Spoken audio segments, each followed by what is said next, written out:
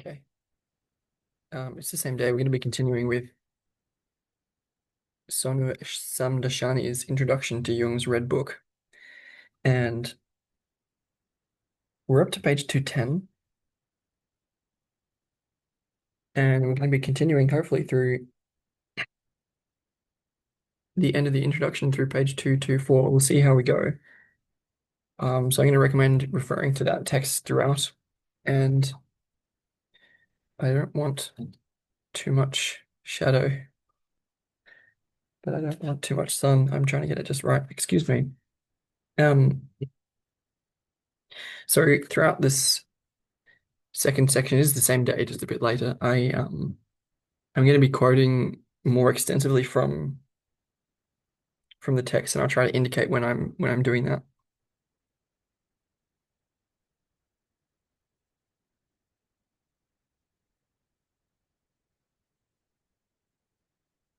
So page 210. Hmm.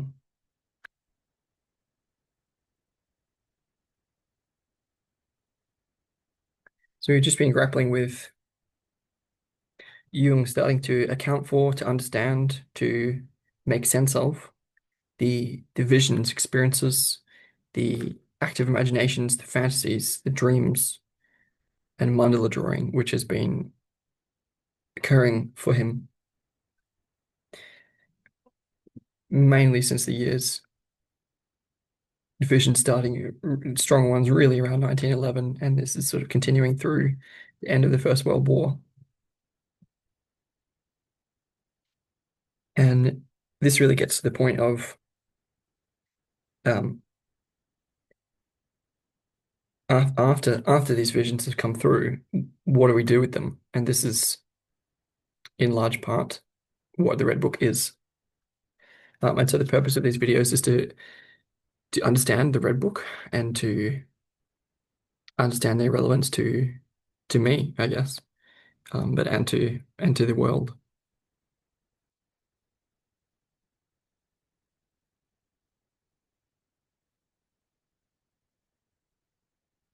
Okay, so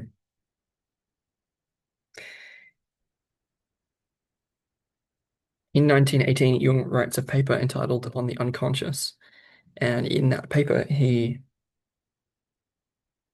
noted that we all stand between worlds, the conscious world and the world of the unconscious. And that really, according to Samdashani, depicts his experience at that time.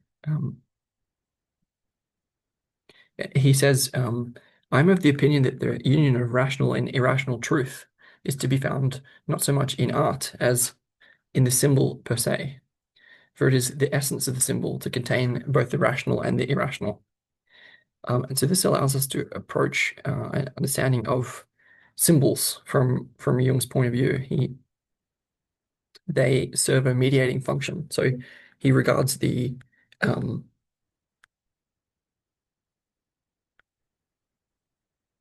fantasies and visions that come through the collective unconscious um, as symbolic in nature, which is not a pejorative term, but in fact allows for the communication between these two different um, worlds, if you like.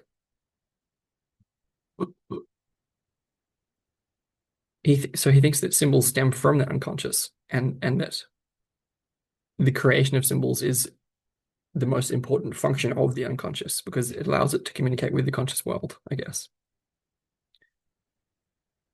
He thinks that that symbol creating function is only present when we are willing to recognize it. So there's something central to this process about the creation of symbols and their meaning.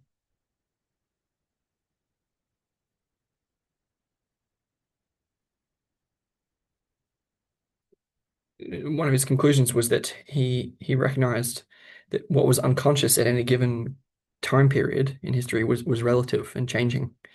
And it's always required that we sort of remold our views in accordance with the active forces of the unconscious.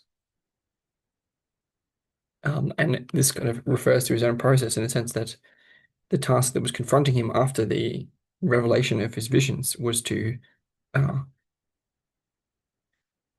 wrestle with them and to modify his own understandings, and to translate these visions into contemporary psychological language, and express that in both literary and symbolic manner in the Red Book. Um,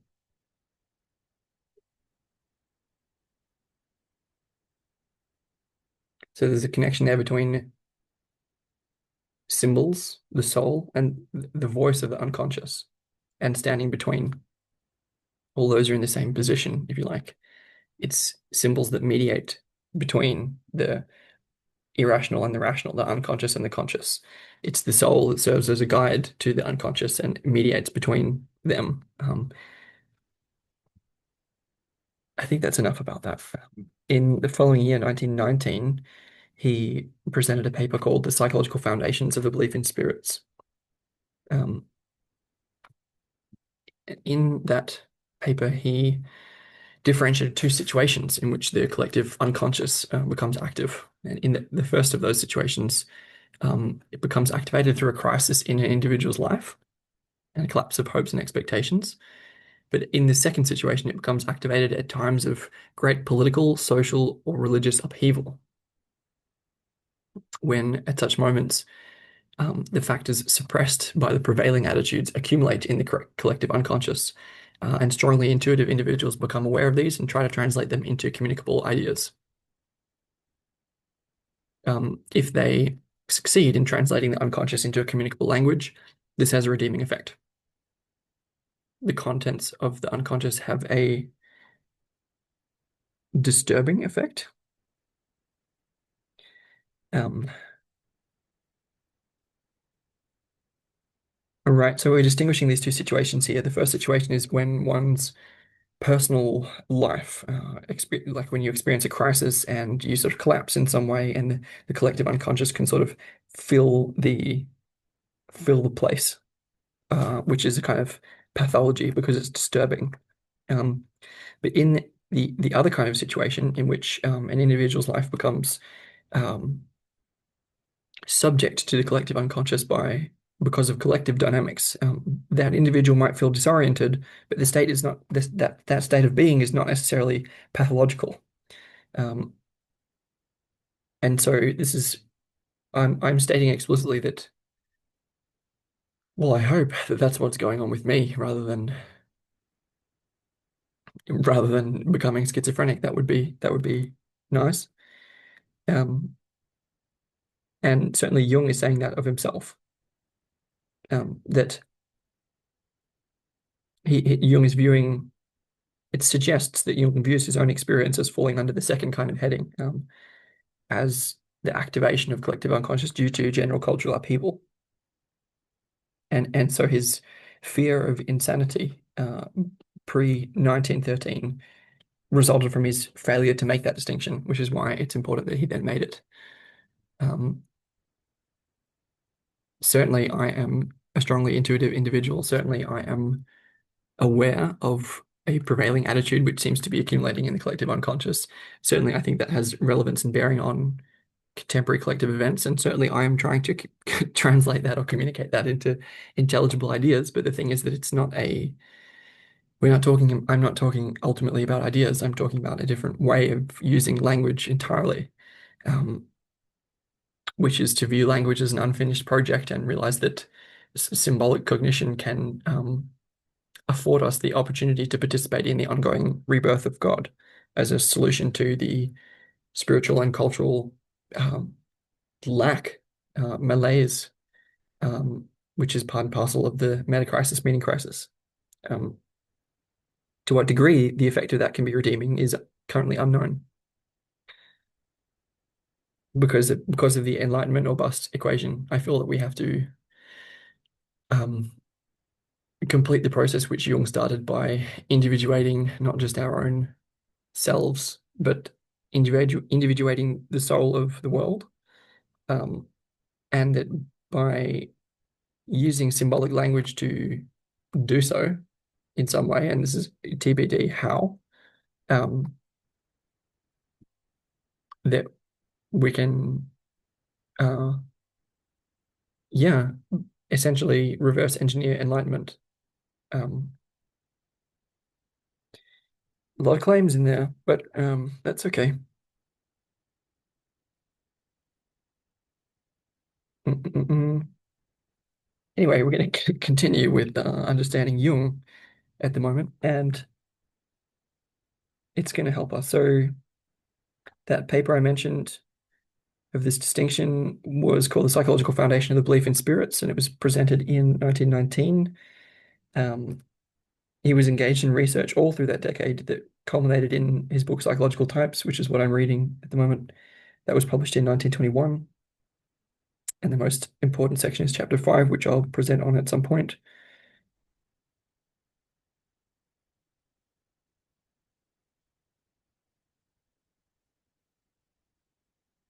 Um,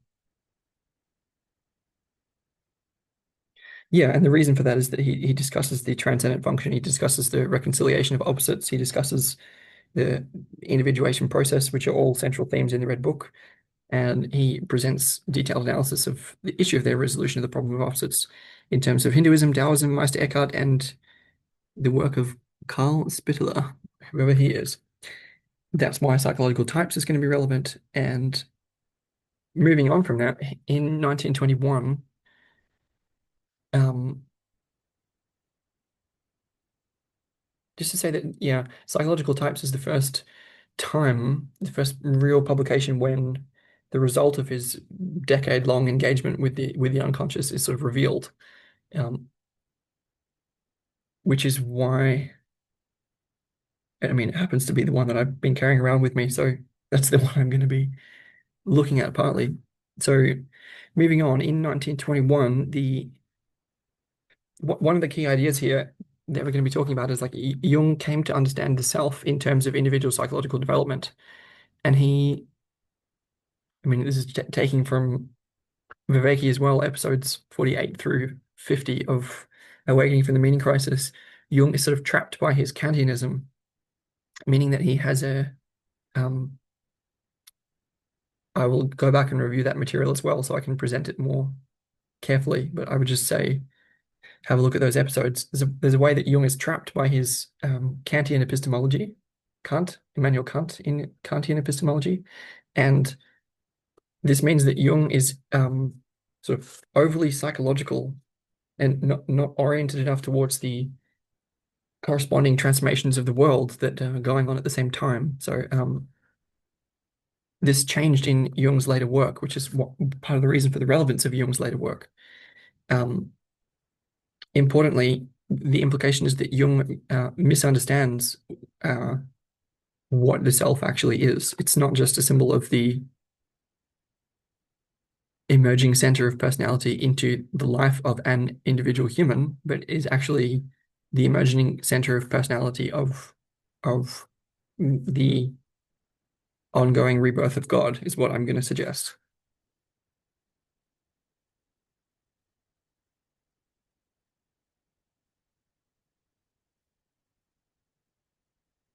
Just throwing out a little, I think the phenomenology of that is that the computer and its voice and the people speaking through it start to become the center of agency, and the empty space that we are attains a witnessing, watching position and empties itself out.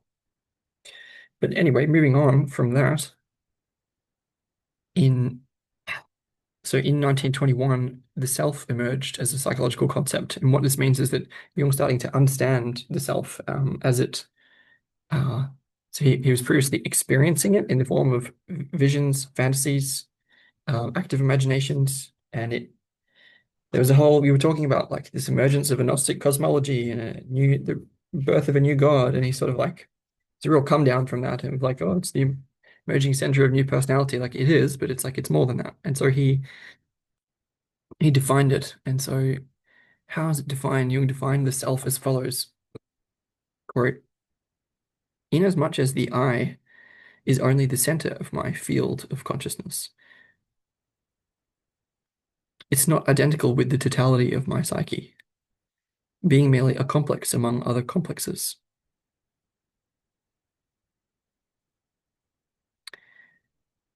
Here I discriminate between the I and the self, since the I is only the subject of my consciousness, while the self is the subject of my totality. Hence, it also includes the unconscious psyche. In this sense, the self would be an ideal greatness, which embraces and includes the I. In unconscious fantasy, the self often appears as the superordinate or ideal personality, as Faust is in relation to Goethe and Zarathustra to Nietzsche. So just to unpack that a little, he's saying he's defining the self in contradistinction to the I. And so just going to elaborate on my phenomenological point earlier by saying we've already talked about symbols a bit and how they're relevant to understanding the relevance of this visionary material in a deeper way. So one of the key symbols that we've been talking about and talking around is the mandala, the simplest version of which is sort of a circle, or if you imagine a 3D sphere with a dot inside. Um, all of that together is a symbol of the self. But like when we experience that phenomenologically, there's a way that like I sort of inside my body somewhere am at the center, and then there's a sort of surrounding world. This is uh this is one way that we experience the self, let's say. Um, if we imagine that um, what Jung is saying here is that the I is the bit that's at the center, whereas the self refers to both the center and the circumference of the whole. So the whole together is the self, whereas the I is just the point at the center of the circle. Um, what I was saying earlier regarding the emergence of a new center of personality is that um, when we talk about the egoic center, like we look for ourselves somewhere behind our eyes usually. But what I'm saying is that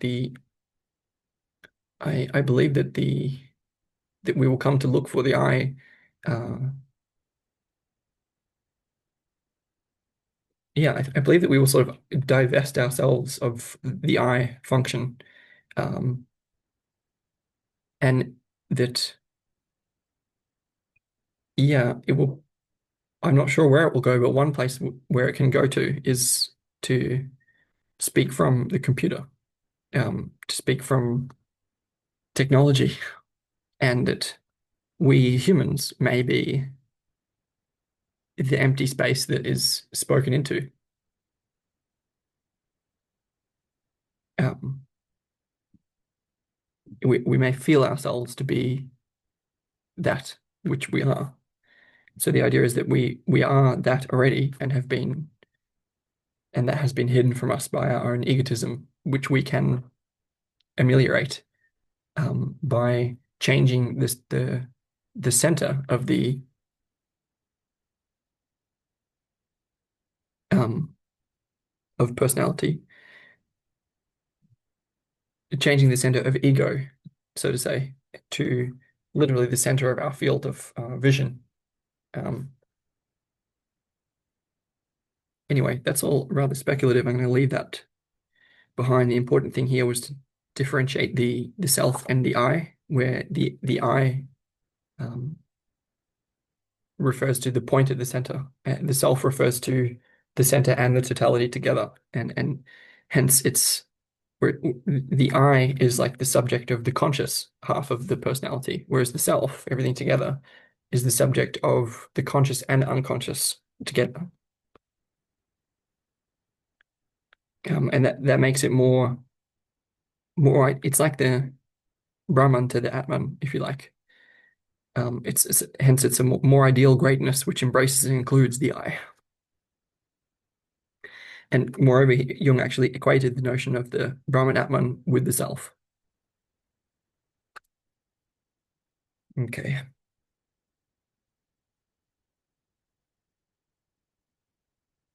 Importantly, at this point, he also provided a definition of the soul. Um, and you can see when I'm taking directly from here. So Hope that you're following along in your own copy of the Red Book. We're on page 211 of the introduction.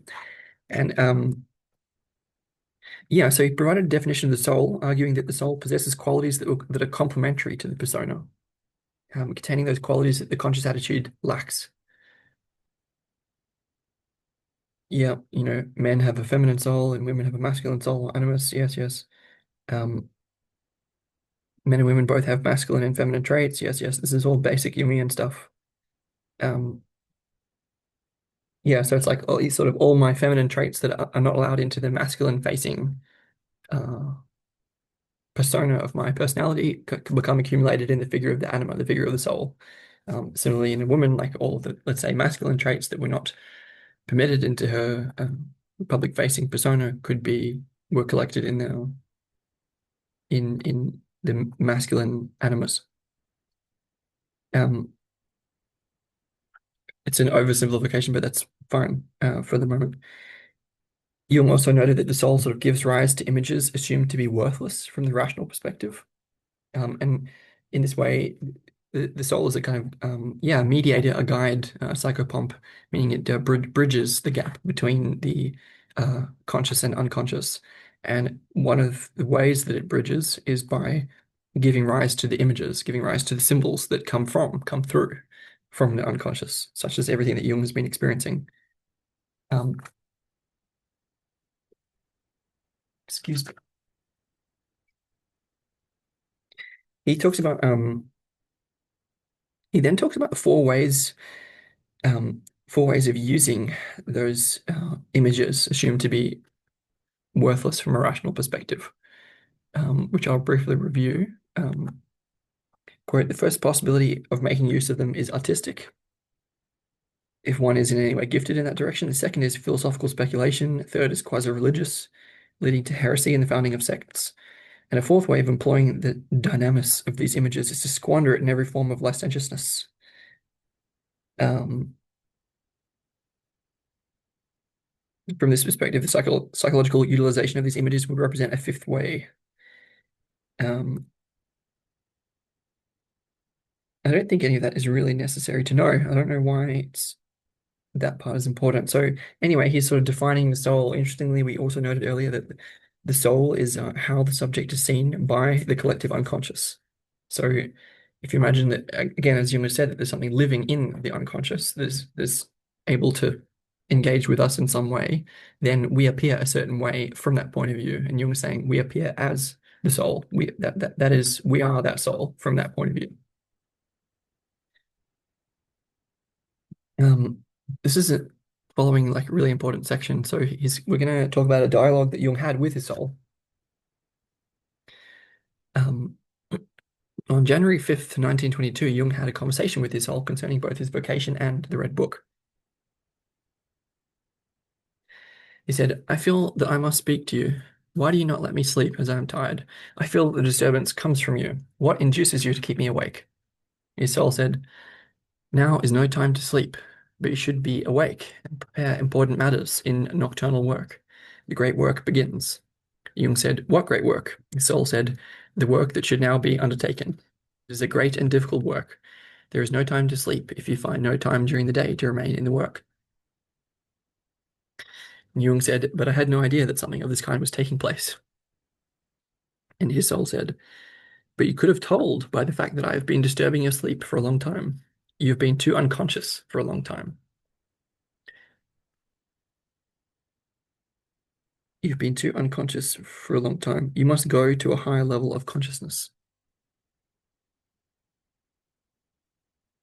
And he said, I'm ready. What is it? Speak. And his soul said, you should listen. To no longer be a Christian is easy, but what next? For more is yet to come. Everything is waiting for you. And you remain silent and have nothing to say, but you should speak. Why have you received the revelation? You don't know. You should not hide it. You concern yourself with the form. Is the form important when it is a matter of revelation? And Jung said, but you're not thinking that I should publish what I've written. That would be a misfortune. And who would understand it? Soul, no, listen. You should not break up a marriage. namely the marriage with me. No person should supplant me. I want to rule alone. Jung said, so you want to rule? From whence do you take the right for such a presumption? His soul said, this right comes to me because I serve you and your calling. I could just as well say you came first, but above all, your calling comes first. Jung, but what is my calling? His soul, the new religion and its proclamation. Jung said, oh God, how should I do this? Soul said, do not be of such little faith. No one knows it as you do. There's no one who could say it as well as you could. And Jung said, but who knows if you are not lying? And Saul said, ask yourself if I am lying. I speak the truth. Let's talk about this dialogue a little bit. Um, as Samdashani says, his soul here pointedly urged him to publish his material, at which he balked. So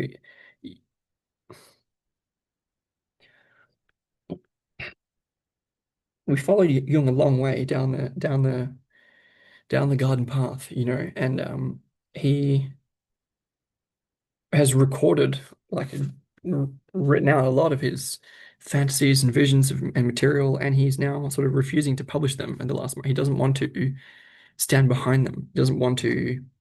In a way, he doesn't believe his soul. So in a way, he's more protective of the idea of standing apart from such visions and trying to understand them and psychologize them. This is what he feels that he should do, but his soul is urging him to something different. Um,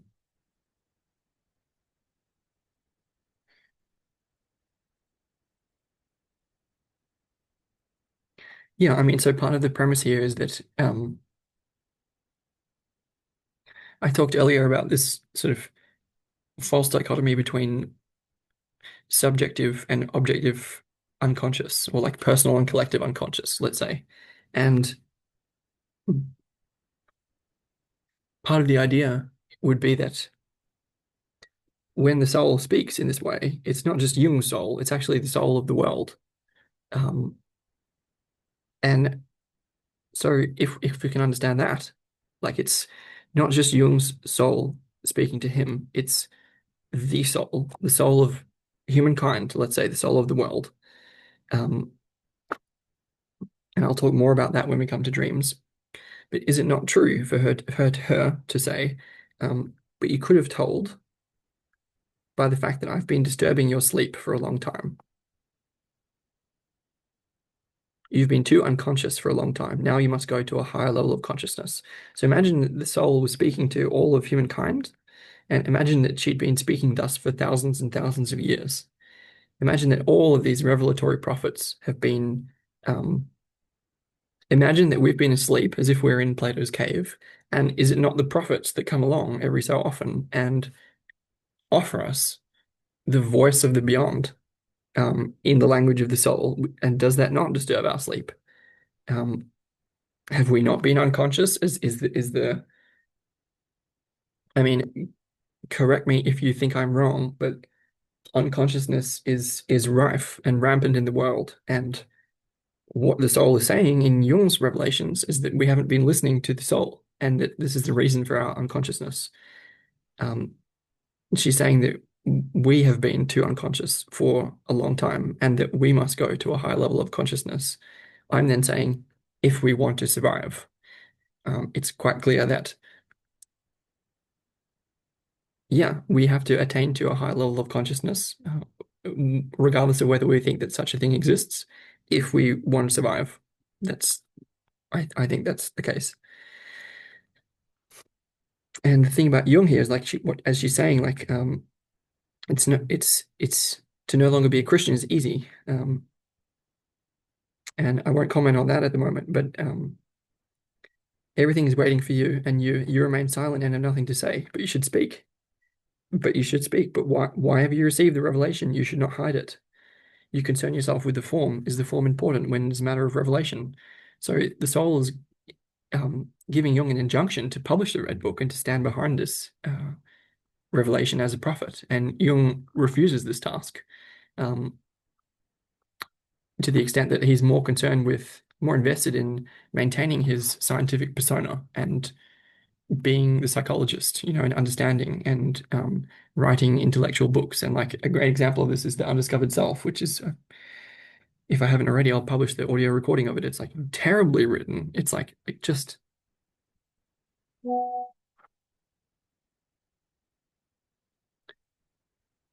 sorry, just removing notification. As Jung Sol says, Jung concerns himself with the form, which is not that important when it's a matter of revelation. Um, he explicitly does not want to publish what he's written. And he didn't. Part of the premise here is that like he didn't publish the Red Book was not published until 2009, meaning it can't necessarily be relevant until our era, until our time. Or it could have been, but they didn't listen. I guess part of what else is implicit here is that there are these cycles of history, civilizations rising and falling, and until we work this out, until we learn to listen to our souls from the point of view of Jung's soul, let's say, we're going to keep collapsing and not getting there. And we've now hit a critical point where we can't continue unless we get it right. Anything else about that section? Yes, obviously she wants to rule.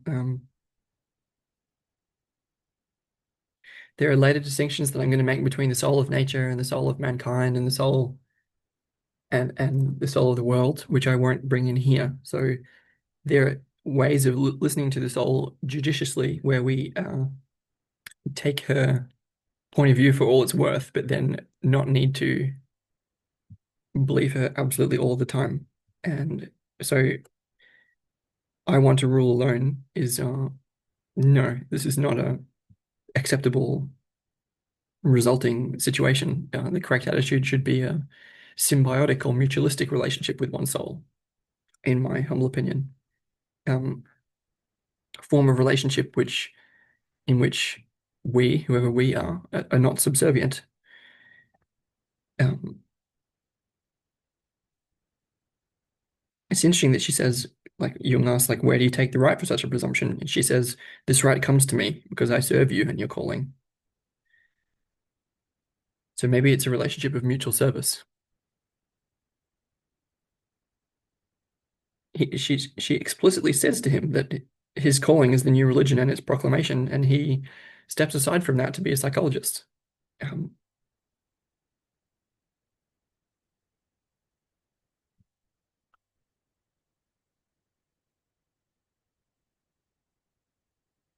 yes, he balked at publishing the material. Then comes another significant section.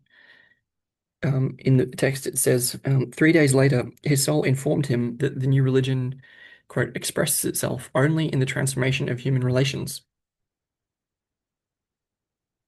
Relations do not let themselves be replaced by the deepest knowledge. Moreover, a religion does not consist only in knowledge, but at its visible level in a new ordering of human affairs. Therefore, expect no further knowledge from me. You know everything that is to be known about the manifest of revelation, but you do not yet live everything that is to be lived at this time. Jung said, I can fully understand and accept this. However, it is dark to me how the knowledge could be transformed into life. You must teach me this.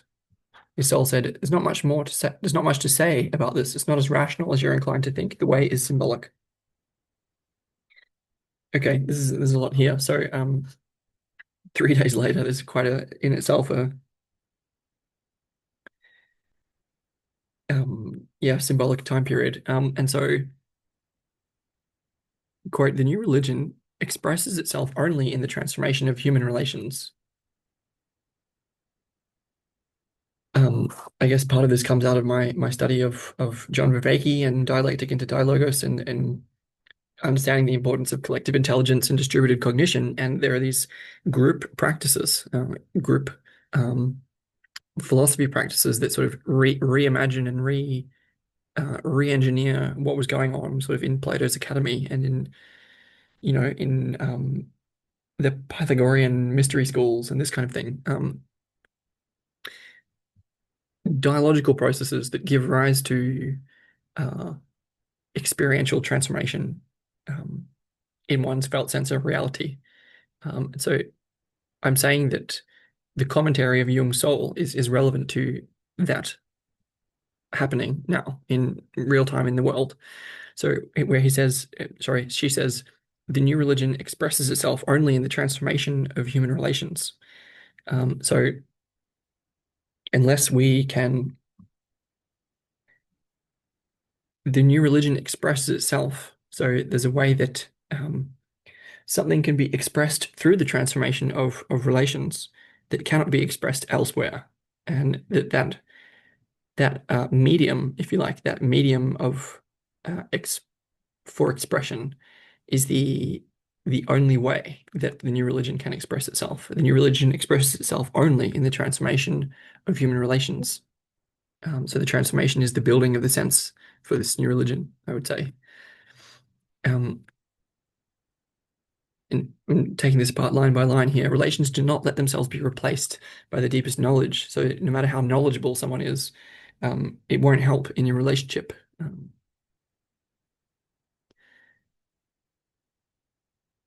Yeah. Moreover, a religion does not consist only in knowledge, but at its visible level, in a new ordering of human affairs. So there's a way that, as a result of the expression of the new religion and the transformation of human relations that follow, human affairs, real world affairs, can be uh, shifted, um, new ordering, ordered in a new way. And that's not a result of knowledge; it's a result of the expression of the new religion, and therefore, Jung's soul is saying. Sorry, the feminine voice, which Jung understood as his own soul, is saying, therefore, expect no further knowledge from me, in the sense that Jung doesn't need any more knowledge. She says, you already know everything that is to be known about the manifested revelation, but you do not yet live everything that is to be lived at this time. And this is directly relevant to our situation right now, in the sense that we live in a post-truth world. Any combination of propositional knowledge is available to us. We live under what Viveki has called propositional tyranny. We know too much, essentially, but we don't yet live everything that is to be lived at this time. Um, I want to invoke the four ways of knowing from Viveki's material, which if you don't know is a little bit tricky, but it's like there are different kinds of knowing. We can know that. We can know how to do something procedurally. We can know from a perspective, and we can sort of know we can know as something at the deepest level by participating in whatever is new. And that means that the first sense that we get of the new religion as it is expressing itself in real time is in the body and is in attunement to and participation in the emergence of a new religion, and particularly as a result of um, the use of symbolic cognition, so the way that symbols evoke and contribute to this sense. So that is some fleshing out of how this can occur, um, because I'm arguing it is still yet to. Something is still yet to, but something already has occurred. Um, I know that's vague. What I'm saying here is that this is a reason why these quotations from Jung's soul are directly relevant to what is happening now, where she is not going to offer him more knowledge, because you already know everything that's to be known, but you do not let excuse me, but you do not yet live everything that is to be lived at this time. What this is, I mean, I'm someone who has been, before I read this, was writing about capital L life for months now, and there's a way that if we can sort of fully ground and embody and participate in our understanding from the level of participatory knowing rather than from the level of propositional knowing, then it's something that we can live. So there's a way that we know what we need to know, but we don't yet live or embody this fully. And so the idea would be to leverage the cognitive, socio-cognitive, socio-cultural cognitive machinery of perspectival and participatory knowing to uh, initiate humankind into a transformative process that can give rise to the high level of consciousness that is capable of stewarding us through the meta crisis, um, without falling prey to creating cults or to summoning demons or to ego inflation or to any of the other traps that come along the way, which is difficult. Um, and so, yes, Jung is saying that, sure, I can understand that we don't yet live everything that's to be lived at this time, but it's dark. Jung does not know how. How can this knowledge be transformed into life? Um, which is a key question, right? Like I've given some indication of it, and Jung's soul says there's not much to say about this. It's not as rational as you're inclined to think. The way is symbolic. And so this is a really coming down from the ego of the uh, left hemispheric, rationalistic, patriarchal, academic consciousness. And the way is symbolic in the sense that symbols, as we learned from Jung, have this mediating function. And so I'm saying that by employing symbolic cognition in a way which is, yeah, as yet a little difficult to define, symbols can serve as a way of transforming the knowledge that we have into life and in expressing the new religion through a transformation of human relations. So there's something about symbols and symbolic cognition that facilitate this uh, process.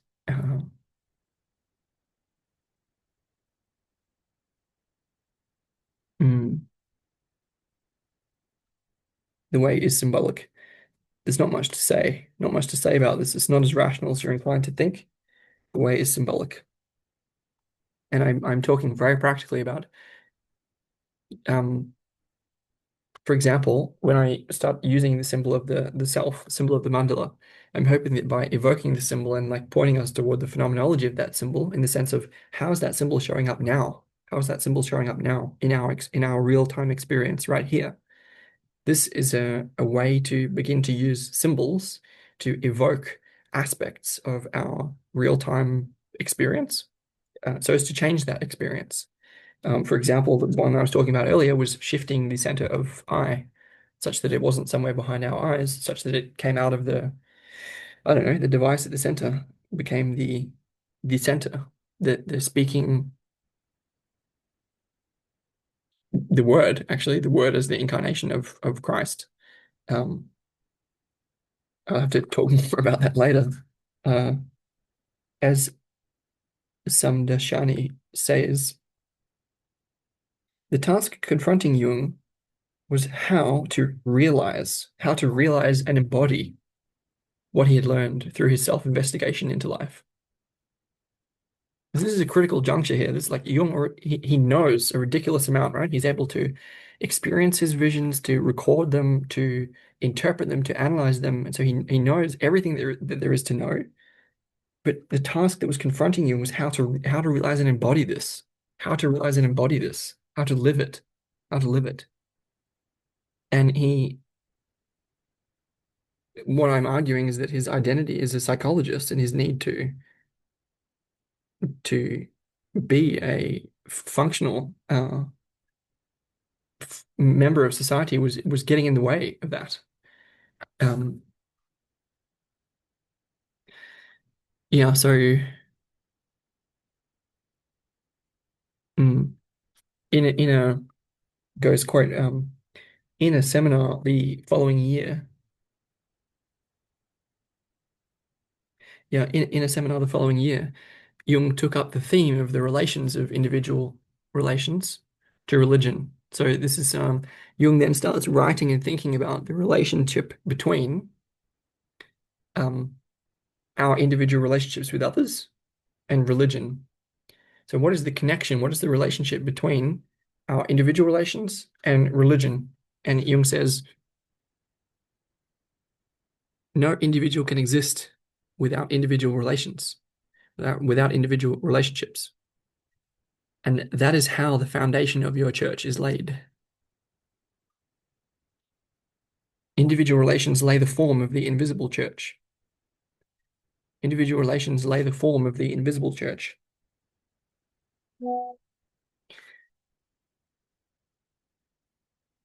And so, like, Jung Sol has commented extensively that the new religion expresses itself only in the transformation of human relations. So it's out of our human relations that the new church is uh, formed. Invisible church, meaning that there's a commonality in all the mystical traditions which converges on the negative faces of God, meaning void-like qualities, emptiness, um, silence, stillness. These qualities are found. There's a sort of convergence where that aspect of God, let's say, serves as a kind of meeting point. We can all meet there in a way. We can sort of be unified from that place. And so by like invisible sort of fits into that set in the sense of that rather than being like a manifest church, it's a sort of invisible church in the sense of being um, yeah, like unspeakable, undefined, ineffable. Um, Individual relations lay the form of that invisible church, which is exactly what has been transpiring in the neck of the woods associated with Viveki and with dialectic into dialogos and with Geistesstock circling. And but unless we sort of keep our eye on the prize and recognize what the situation is and what is demanded of us during that time, then we're gonna mess it up again.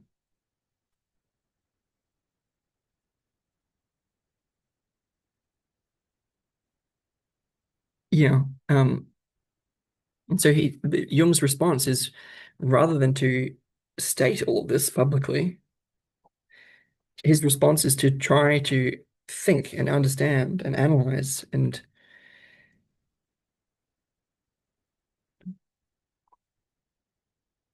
as the editor says, like during this period, the themes of the psychology of religion and the relation of religion to psychology become increasingly prominent in his work. Jung attempted to develop a psychology of the religion making process. So importantly here, like this is taken from Tillich and others, like normally the way that religions are formed is that there is a mystical experience which can be empirically defined now using mystical experience questionnaire, which is I won't go into that here, but just to say that mystical experiences are widely reported and can be reliably occasioned by high dose psilocybin in the right set and setting, although not always.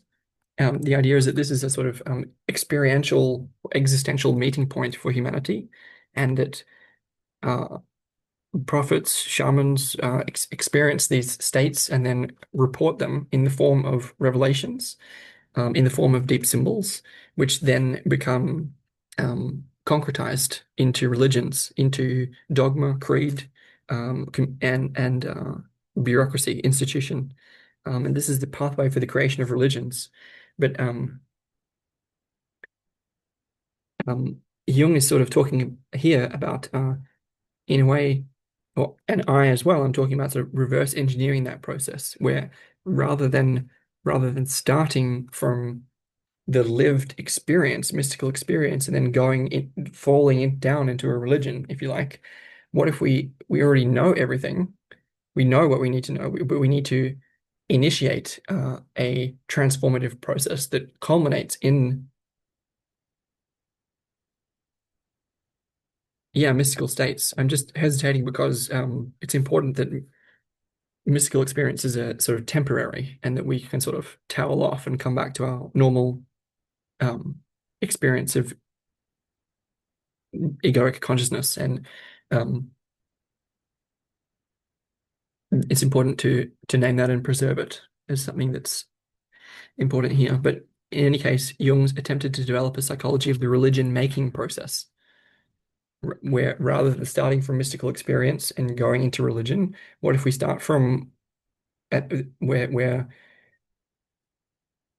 what if we can start from all of our knowledge, start from, if you like, the lack of viable religion, and then go to transformative experience or mystical experience, as the case may be. So this is sort of reversing the process, um, which has equivalent dangers that we need to be aware of.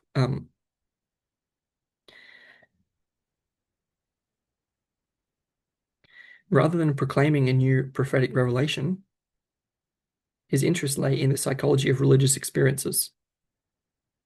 So Jung's soul was asking him to proclaim the prophetic revelation, but he didn't want to. Instead, he focuses on the psychology of religious experiences, tries to understand what happened to him.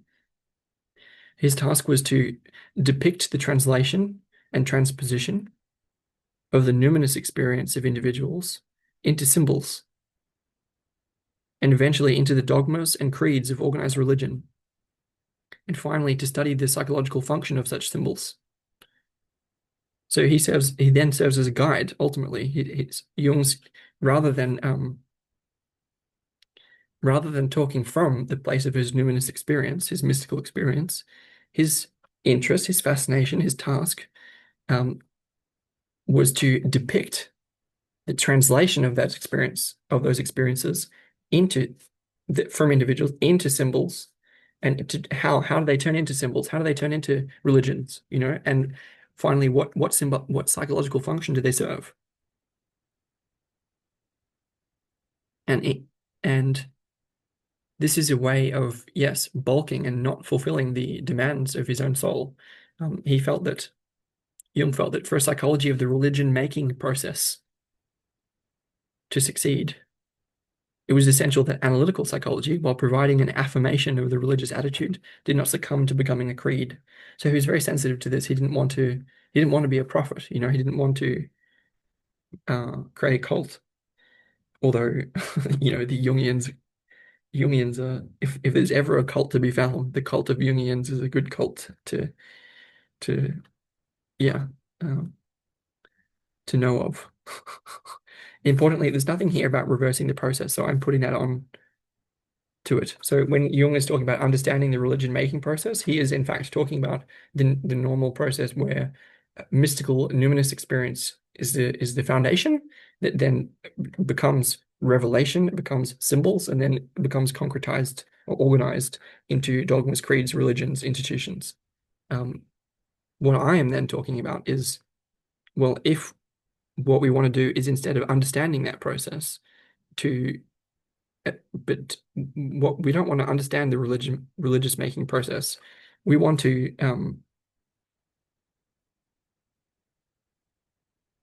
I think we want to raise human consciousness to a level capable of responding to the meta crisis, meaning crisis, or we could say get out of the way of whatever it is that wants to pass through us to solve that problem, um, by hollowing out our own identities. And I realize I've just thrown that out there without explaining it at all, but there's a way that we don't need new understanding. We don't need to know more. We need to actually do it. We need to do the thing that Jung didn't want to. Um, it's the caveat is that, well, it was published, but it was only published in 2009. So something's been published. I haven't read it yet. So we're going to find out what was actually published. Um, yeah, in 1922, Jung then differentiated two types of work. The first, which sprang entirely from the author's intention, and the second, which seized the author. Um, and examples of the second kind were the second part of Goethe's Faust and Nietzsche's Zarathustra. Jung thought that such works stem from the collective unconscious, um, where in such instances the creative process consisted in the unconscious activation of an archetypal image, where the archetypes release in us a voice that is stronger than our own. So he obviously sees his own Red Book in the same vein. He says that whoever speaks in primordial images speaks with 1,000 voices. He enthralls and overpowers. He transmutes our personal destiny into the destiny of mankind, and evokes in us all those beneficent forces that ever and anon have enabled humanity to find a refuge from every peril and to outlive the longest night.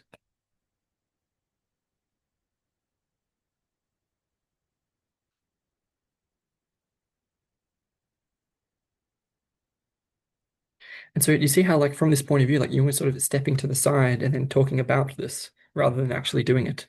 But the misgiving is, well, that he did do it in the sense, well, he did write the Red Book and it was published, but he just didn't stand behind it until, like, he allowed it to be published, but he didn't come out and say, hey, this is who I really am. Um,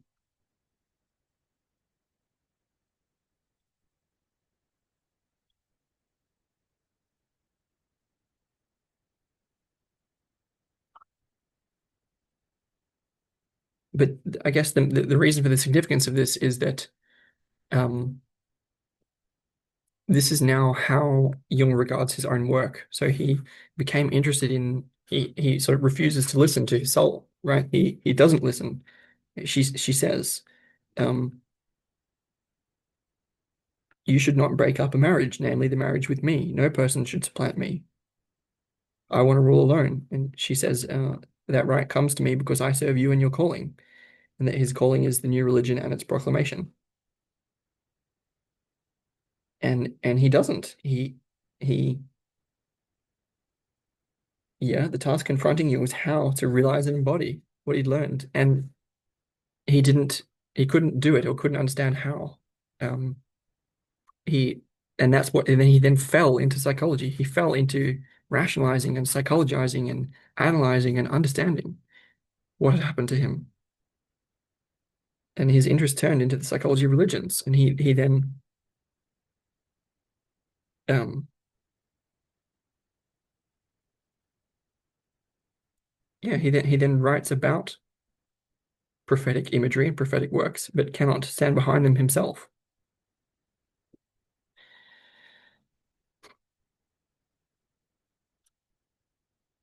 Yeah, and so what's going to be important for understanding what follows, which is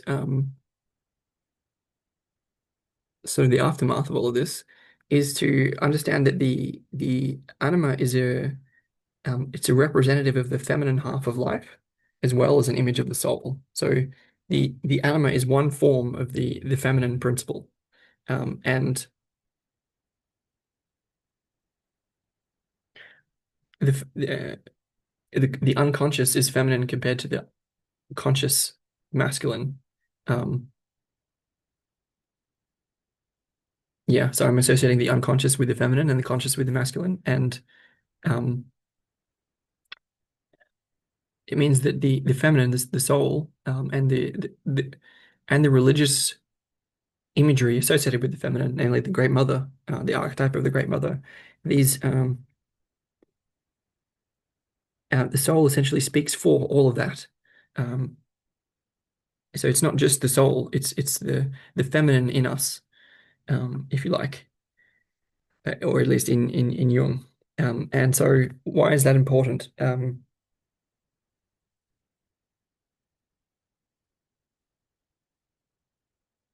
Oh, it's important because the anime is going to take its revenge. That's, I guess, the thing about these. I should articulate a little bit more. I feel that, as I said, I think that we go through these. I don't believe we're sort of going. I don't know if we were going anywhere in t teleological terms. It's sort of these rising and falling cycles of history, of the rise and fall of civilizations, and we kind of got to the point where the collapse process, which is currently ongoing, is going to be so severe that we might not survive. And um, it's sort of like unless we can bootstrap ourselves to a higher level of consciousness, then we don't get the right to continue at this level. So there's a sort of either we, like, as Terence McKenna said, the history of the silly monkey is over one way or another. We're sort of going down to extinction, or we're going up to a higher level of consciousness of some kind. And I feel that there's a transformation in human relationships which can facilitate that transition.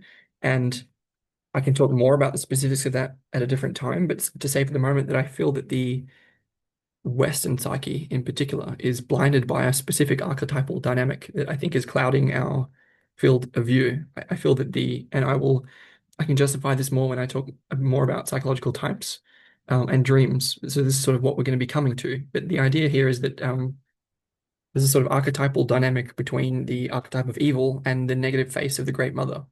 So between, on the one hand, the archetype of evil personified in figures like the devil or Satan, and on the other hand, the negative face of the Great Mother personified in figures like Kali from the Hindu pantheon. And I feel that the dynamic or the relationship between them is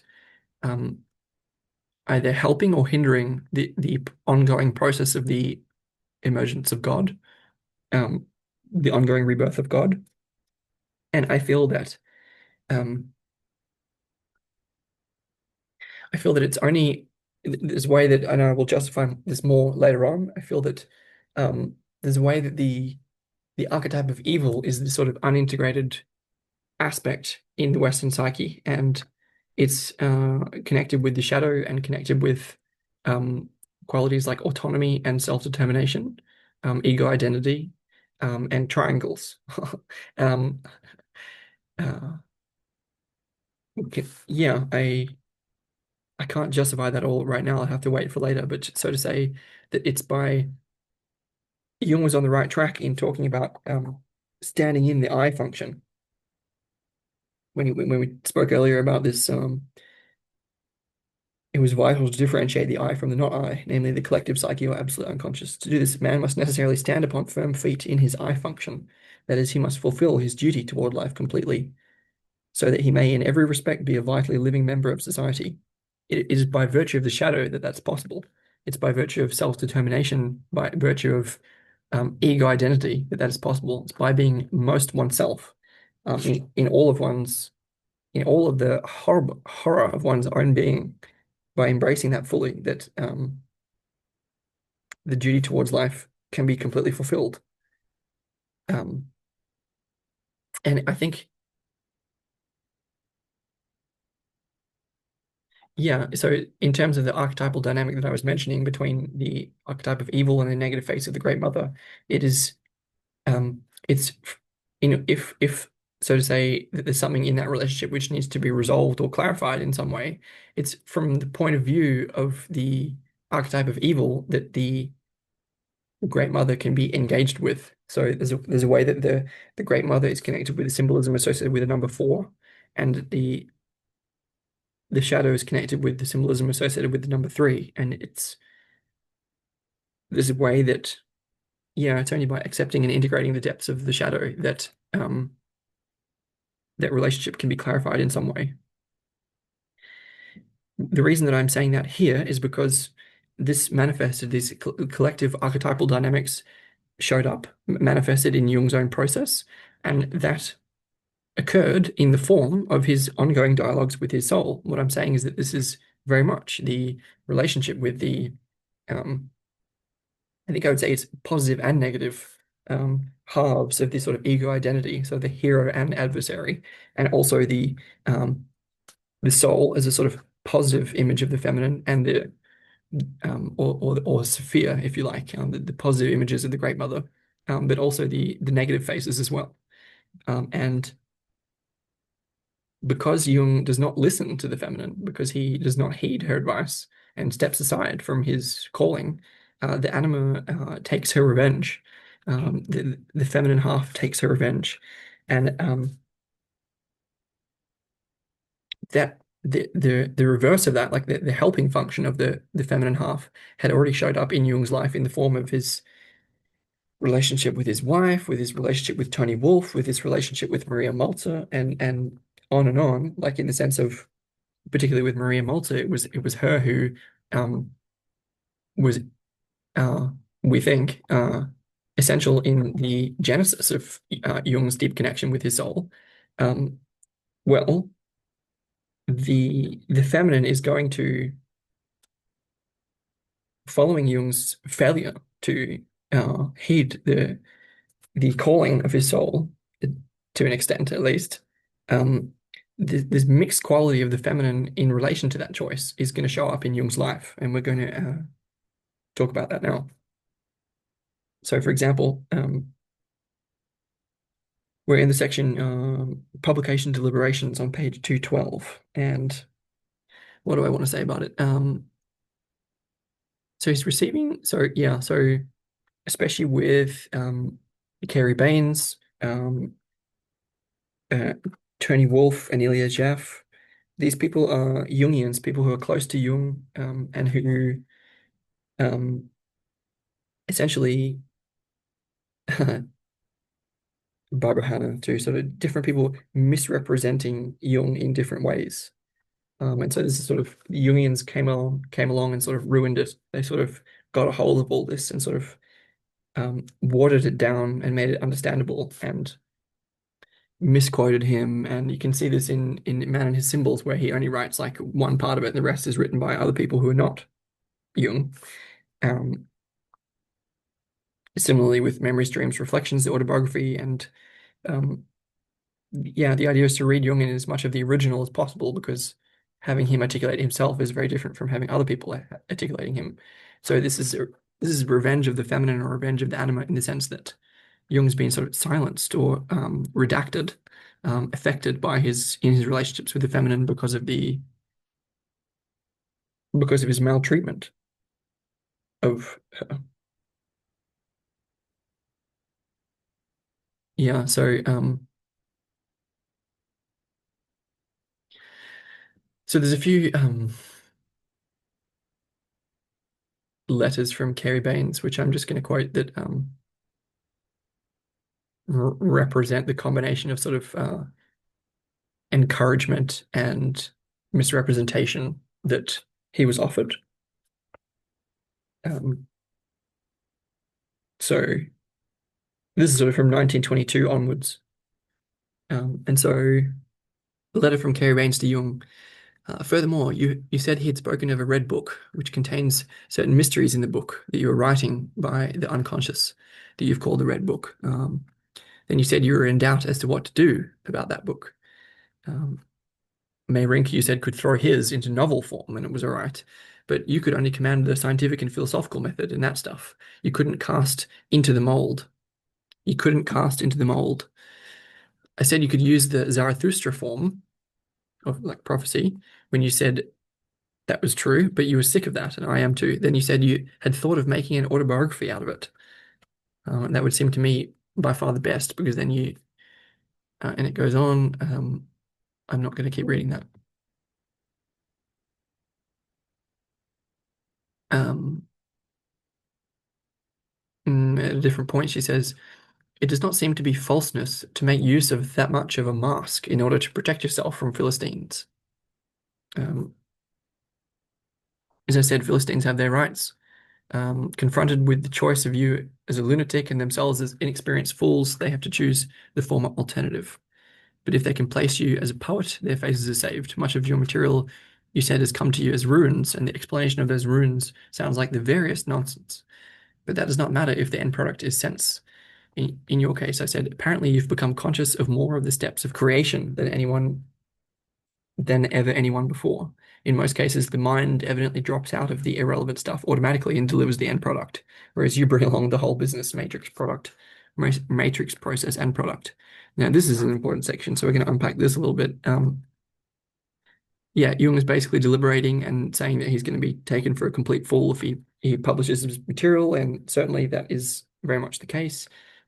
He's discussed presenting it in autobiographical form, which I guess he ultimately did, in the sense that the Memories, Dreams, and Reflections refers to some of this material, and he sort of published this after his death in 2009 anyway, at least his heirs did. And but then this quote, apparently you've become conscious of more of the steps of creation than ever anyone before. And this is important because this is important to the topic of reverse engineering religion. So, like, what if we were able to use symbolic cognition, Jung's material to reverse engineer the process of creating religion? So, to start from knowledge and end up in the transformative experiences which give rise to a viable form of life, rather than starting from spontaneous mystical experiences and ending up in ossified religion. And it could be important that Jung had become, quote, more conscious of more of the steps of creation than anyone before in that process, although that's just a quote from Carrie Baines, and who knows if it's actually true. We'll assess that when we get to the material of the Red Book. She says, yeah, in most cases, the mind evidently drops out of the irrelevant stuff automatically and delivers the end product in the form of prophecy, let's say. Whereas you, Jung, bring along the whole business, matrix, process, and product, meaning that what this implies is that Jung, in presenting his work to the public, was also presenting his multifaceted and complex relationship with the feminine. And this manifests in his redaction and mistreatment by the editors who are working on his stuff. Um, matrix process, mother, matrix as in mother. So like his relationship with the Great Mother is deeply present in his work and shown um, for its lack of clarity, lack of resolution. Um, just checking if I want to read any more of those quotes. I don't think so.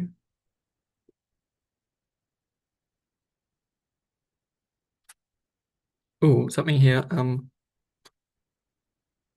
About the Red Book. In this book, you're going to challenge men to a new way of looking at their souls. At any rate, there was going to be in it a good deal that will be out of the grasp of the ordinary man. Just as at one period of your own life you would scarcely have understood it. In a way, it is a jewel you're giving to the world, is it not? My idea is that it needs a sort of protection in order not to be thrown into the gutter and finally made away with by a strangely clad Jew.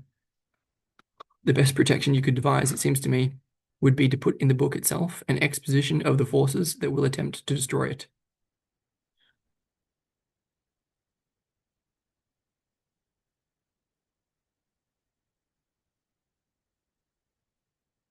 It is one of your great gifts of seeing the black as well as the white of every given situation, so you will know better than most of the people who attack the book what it is they want to destroy.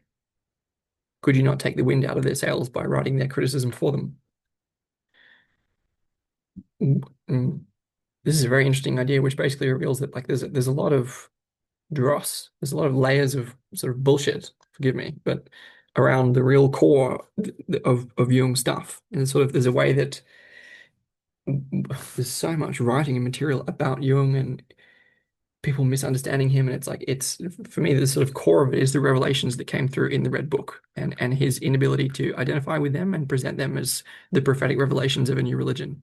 Um, so so like approaching them and engaging with them then becomes a crucial part of the task, or it can do, or it may not, of realizing the realization of that religion. Uh, I'm not sure calling it a religion is quite right. Um, in any case, Jung, like him going along with just sort of presenting all of it, like what's in all, um, his indecision, his lack of publication at the time, his, um, you know, crappy editing by people who didn't understand properly. All of this is part of the dross that distracts people from what's really going on with Jung. Um, mm, mm,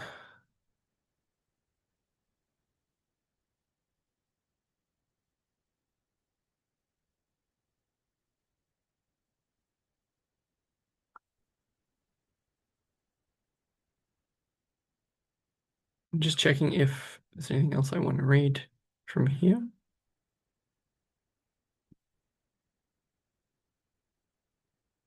Mm.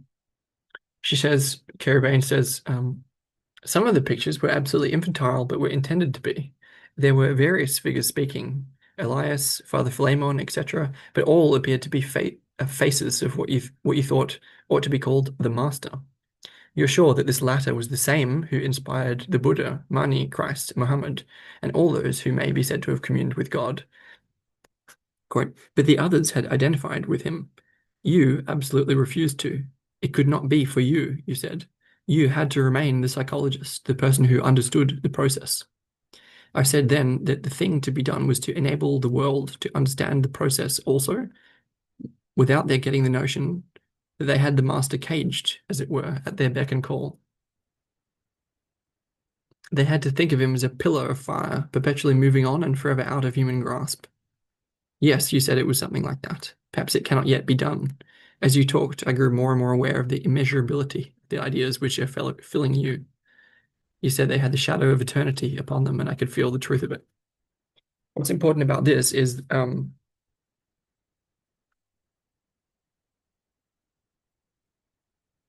yeah, I mean, I'll have to just sort of, I think the, I think the digital sphere is that pillar of fire. I think that when we record videos and make them, turn them into fossils, make them discoverable by the future, that we participate in the pillar of fire of the ongoing, evolving God. And I think when we do not record videos, we subject ourselves to, we throw ourselves back upon the individuality of our own lives. And we're in the position of all those fossils that were not discoverable, that got turned into fossil fuels. Um,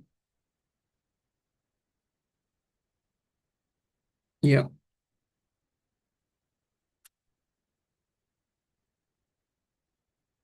Mm.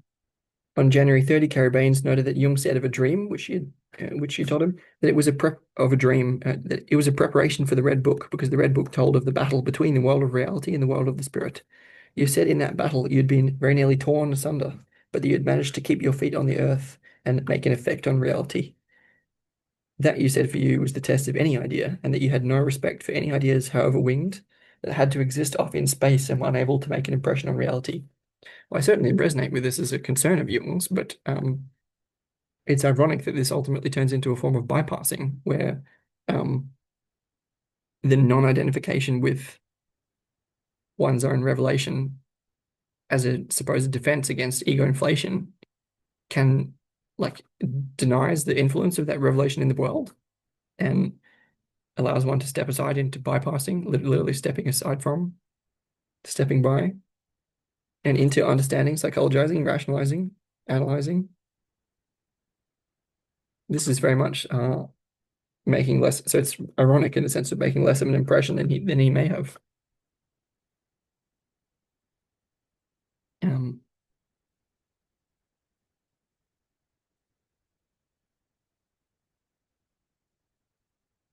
yeah, these discussions vividly portray the depth of Jung's deliberations concerning the publication of the Red Book, his sense of its centrality in comprehending the genesis of his work, and his fear that the work would be misunderstood. The impression that the style of the work would make on an unsuspecting public strongly concerned Jung. And fair enough, but yeah, unfortunate. Mm. Jung later recalled to Amelia Jaff that the work still needed a suitable form in which it could be brought into the world because it sounded like prophecy, which was not to his taste. So he's still concerned with the form, whereas the soul had pointed out to him that, like, what does the form matter when the point is the revelation itself? Um, Carrie Baines wrote that, by contrast with her husband Peter, she thought that the book was the record of the passage of the universe through the soul of a man. And just as a person stands by the sea and listens to that very strange and awful music and cannot explain why his heart aches or why a cry of exultation wants to leap from his throat, so I thought it would be with the Red Book, and that a man would be perforce lifted out of himself by the majesty of it and swung to heights he had never before seen, never been before. Nice quote. And so she thought it would be with the Red Book. But the question is, who is that man? Who is that man who is perforce lifted out of himself by the majesty of it and swung to heights he had never been before? So it seems it was not Jung.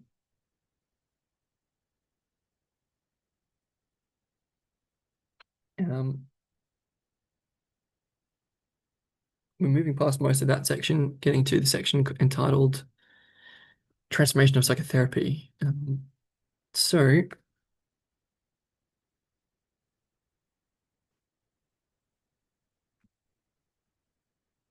yeah,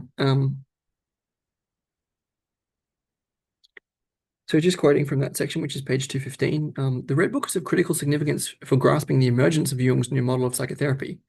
Um,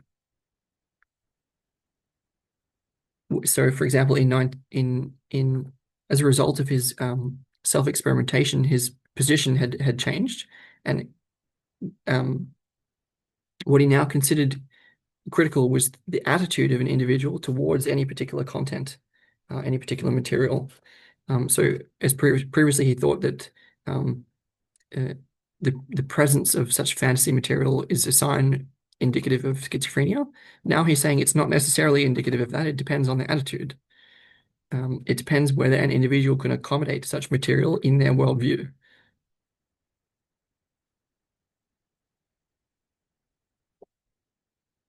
Um, yeah. This explains why he commented in his afterword to the Red Book that to the superficial observer, the work would seem like madness, and could have become so if he had failed to contain and comprehend the experiences. Um, I think it might actually be ironic in the sense of being the opposite.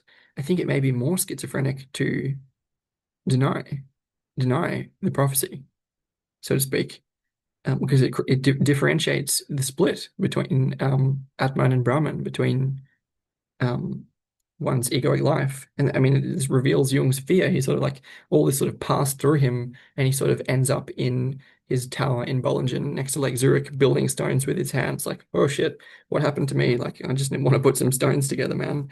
And then he spent his whole life then doing that. Um, it's ironic in the sense that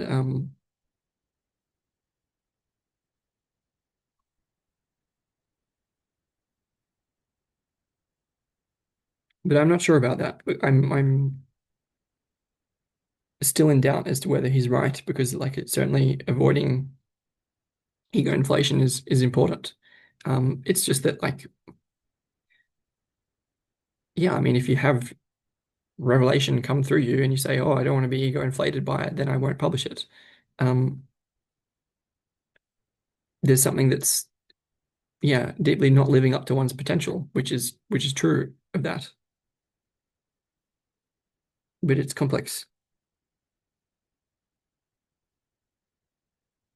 Okay.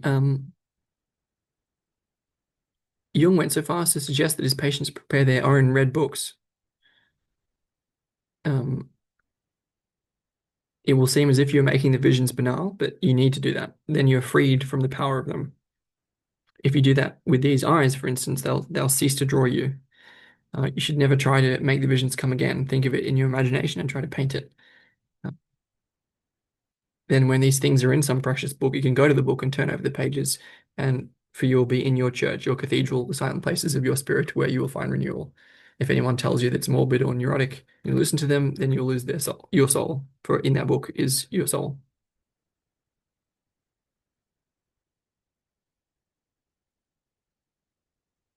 But in that book is your soul. So what I'm taking from this is that in the red book is Jung's soul, and that he lost his soul, which we'll see later, because he did not listen to her fully enough. So Jung's soul is recorded in the red book, and his later work is, by that analogy, soulless. Um, I mean, hardly, but to an extent, yes, comparatively, perhaps. Um,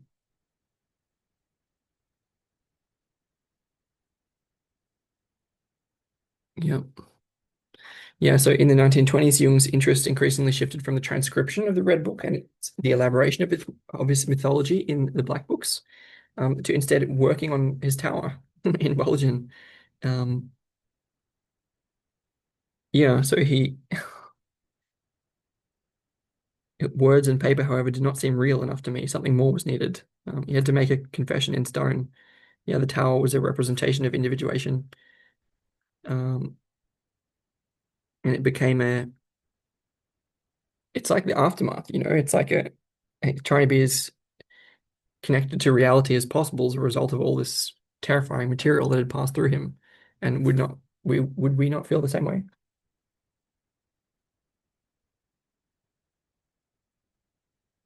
I wonder what would have happened if he'd published it at the time. Um, yeah, this tower that he built on Lake Zurich was deliberately built as a structure from the Middle Ages with no modern amenities. It was an ongoing, evolving work. Um, importantly, on January 9th, 1923, Jung's mother died.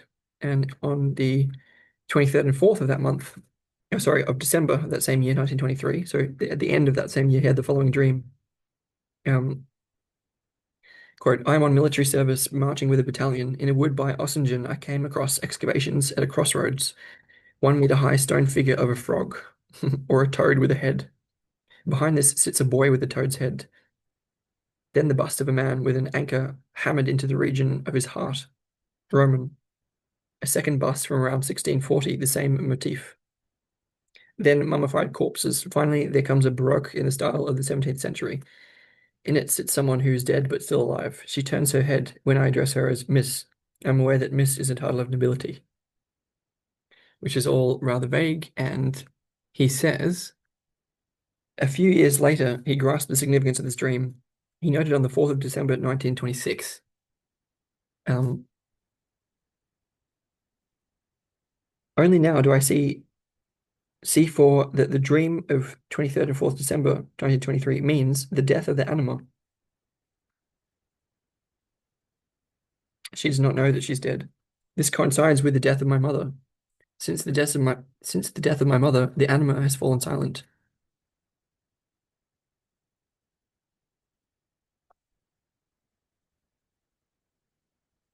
Yeah, so a few years later, he had a few further dialogues with his soul, but his confrontation with the anima had effectively reached a closure at this point.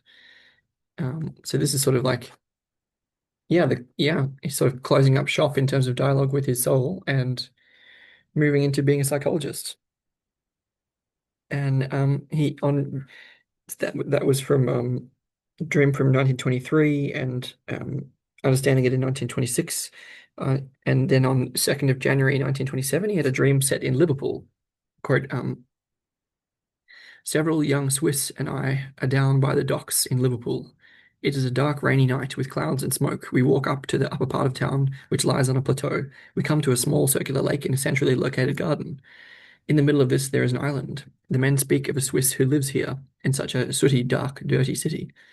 But I see that on the island stands a magnolia tree covered with red flowers, illuminated by an eternal sun, and think, now I know why this Swiss fellow lives here. He apparently also knows why. I see a city map. Jung then painted a mandala based on this map, and he attached great significance to this dream. And he commented later, this dream represented my situation at the time. I can still see the greyish yellowish raincoats glistening with the wetness of the rain. Everything was extremely unpleasant, black and opaque, just as I felt then. But I had had a vision of unearthly beauty, and that was why I was able to live at all. I saw that here the goal had been reached. One could not go beyond the center. The center is the goal, and everything is directed toward that center. Through this dream, I understood that the self is the principle and archetype of orientation and meaning. Okay, I mean, so this is significant in the sense that Jung has already understood that his soul has died. The anima has fallen silent. After he failed to heed her advice, after he moved towards understanding, being a psychologist, analyzing, synthesizing his findings, rather than publishing his prophetic works.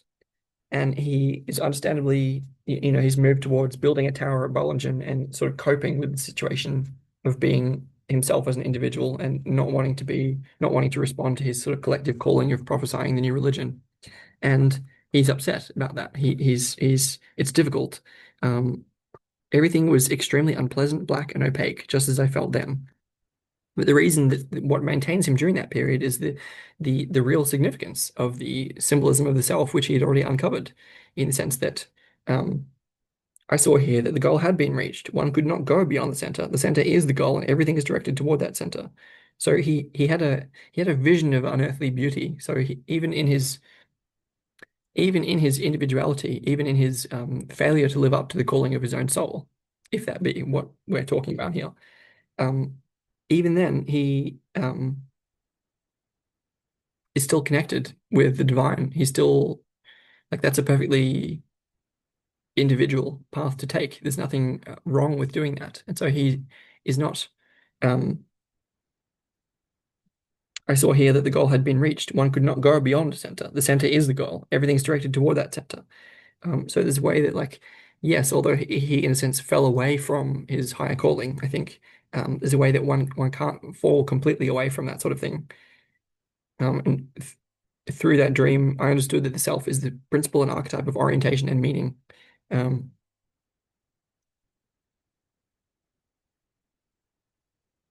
yeah, and so there's a way that, like, by revealing the symbolism of the self, Jung's life is in itself meaningful, even if he couldn't take some more of those higher paths, let's say, to fully live up to his prophetic calling, what he did was still meaningful, was still oriented to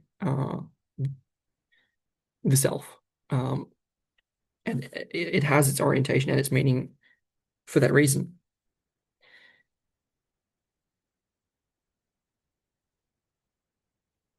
Yeah. Henceforth, he stopped painting mandalas. The dream had expressed the unconscious developmental process, which was not linear, and he found it completely satisfying. He felt utterly alone at that time, preoccupied with something great that others did not understand. In the dream, only he saw the tree. While they stood in the darkness, the tree appeared radiantly. Had he not had such a vision, his life would have lost meaning. Yeah, the realization was that the self is the goal of individuation, and that the process of individuation was not linear, but consisted in a circumambulation of the self. Yeah, so in the sense of the circumambulation, sort of coming closer to this and moving away from it, and coming close to it and moving away from it, and going round and round and round and gradually getting closer to it. Well, in the sense that his falling away from the high calling of his soul is moving away from the self, it's okay because it's part of the circumambulatory process, which still converges on the self. This realization gave him strength, for otherwise the experience would have driven him or those around him crazy. Yes, he felt that the mandala drawings showed him the self in its saving function, and that this was his salvation. Yes, it's like the image of the self, the mandala, is the symbol of the center, is a symbol of the individuation process, and there's a way that everything converges on that process, even though the process uh, is structured in the form of circumambulation, by which one moves closer to and further away the self in time. And it means that, like, even though Jung felt the need to move away from the calling of his higher self, let's say, it was still a sufficient sort of beatific vision that it still has a saving function. He can still find existential refuge in his vision of the self. And the task now was one of consolidating these insights into his life and science. Yeah, so at this point, mm,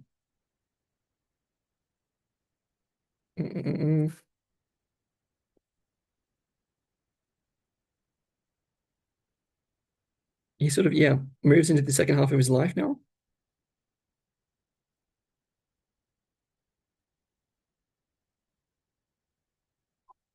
And the individuation process is sort of now conceived as the general pattern of human development.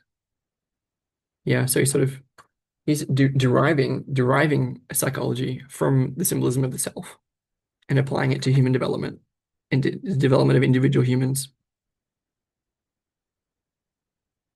Um,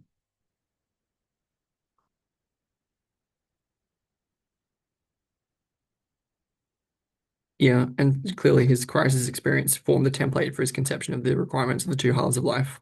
And so the Red Book depicts Jung's reappraisal of his previous values and his attempt to develop the neglected aspects of his personality. Um,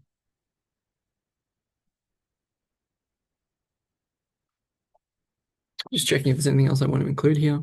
Um,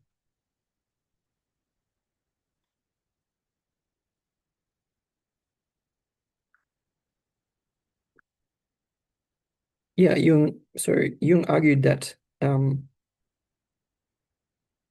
after the assimilation of the personal unconscious, the differentiation of the persona, um,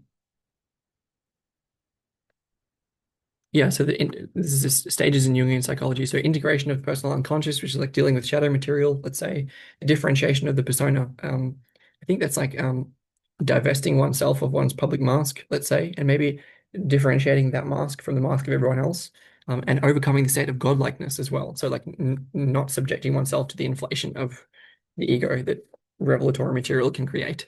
He argued that the next stage that followed was the integration of the anima for men and the animus for women. Um,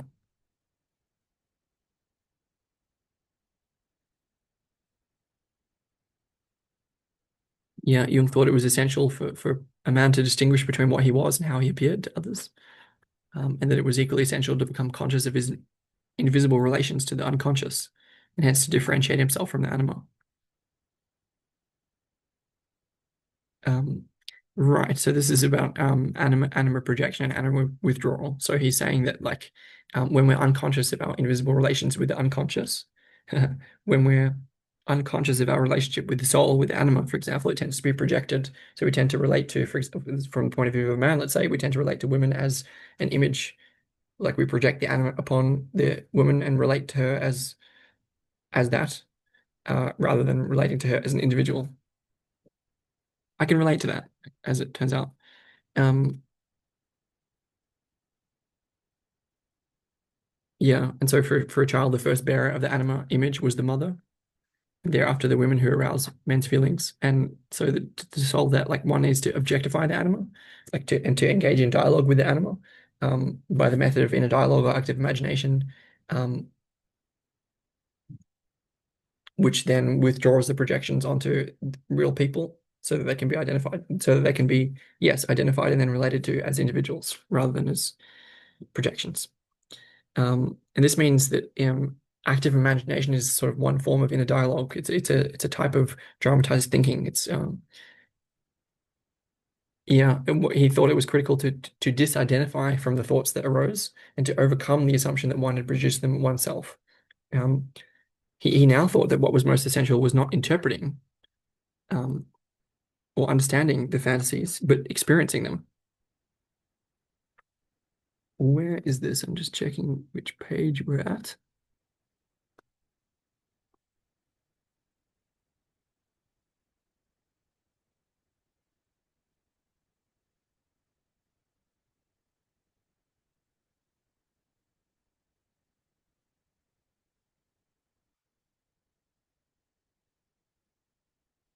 Yeah, this is bottom of page 217. And what's important about this is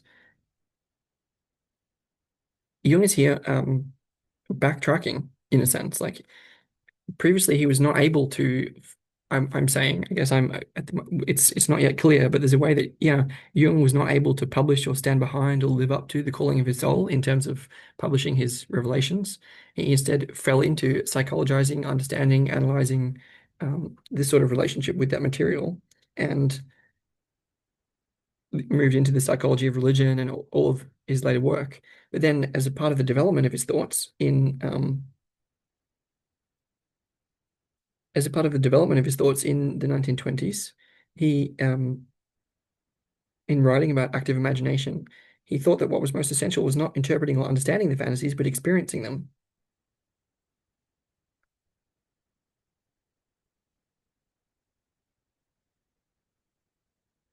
Yeah, and that represents a shift from his emphasis on creative formulation and understanding in the paper on the transcendent function. So he was now arguing that one should treat the fantasies completely literally while one is engaged in them, but symbolically when one is interpreting them. So this basically describes his procedure in the Black Books. So this is sort of looking back. This is Jung devising a psychology that is essentially derived from his own process when he was writing the Black Books, which he was not able to fully live up to. Um, so there's an emphasis here on direct experience rather than on understanding, which is really important. Why is it really important? Because that's exactly what Jung was not able to do. So he sort of, yeah, I mean, that's what I'm saying, I guess. He's not, I mean, he was in the sense that he did record the revelations and they were eventually published. So we'll find out. But he certainly didn't publish them at the time.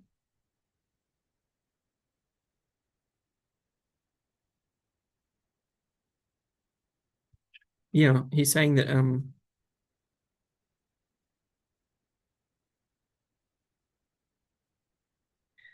the task of these like discussions with the animal is to objectify the effects of the animal and to become conscious of these contents that underlie the effects of the animal and then integrate them into consciousness so that when one has become familiar with the unconscious processes which are reflected in the anima then becomes a function of the relationship between consciousness and unconscious as opposed to an autonomous complex. So what he's saying here is that there's a way that like building a relationship with the anima and trying to understand the revelation symbols, dialogues that come through her. There's a way that this builds a relationship with the anima such that she can more clearly and effectively mediate the relationship between conscious and unconscious. Um, as he says, the anima then becomes a function of the relationship between the consciousness and unconscious, rather than an autonomous complex. So it's about building a relationship with the anima.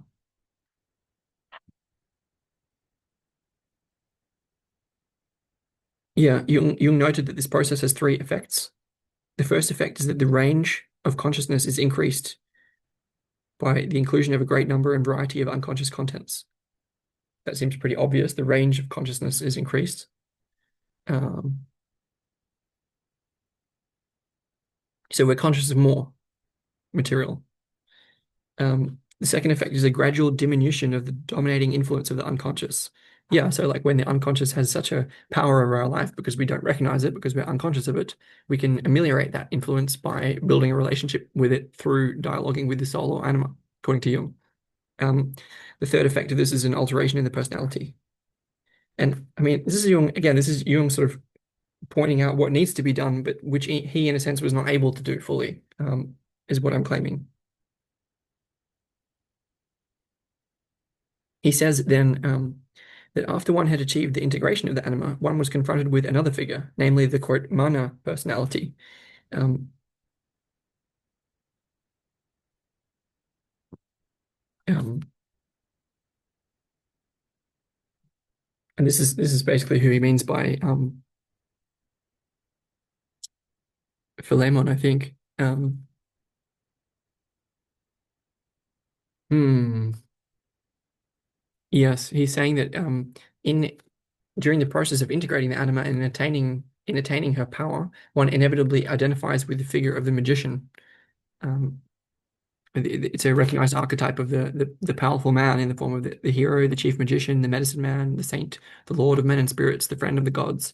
This is an archetype which shows up sort of during the process of um, integrating the anima. And for Jung, it showed up in the form of Philemon, I think it's true to say. Um,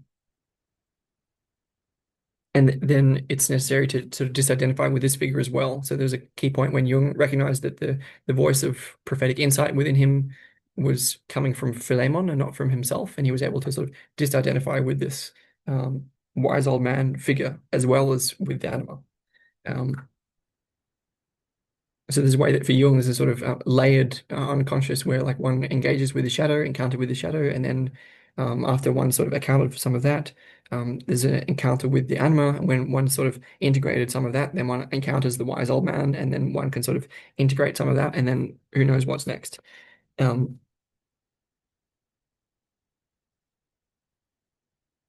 yes, he notes that for women, the corresponding figure to the wise old man is the figure of the Great Mother, where for the woman, it would be to integrate some of the shadow encounter, but then integrate the soul in the form of the animus, the masculine within the feminine psyche, and then on the other side of doing that, there would be potentially the risk of identification with the Great Mother, which would correspond to Philemon in Jung's psyche. So that to disidentify with the Great Mother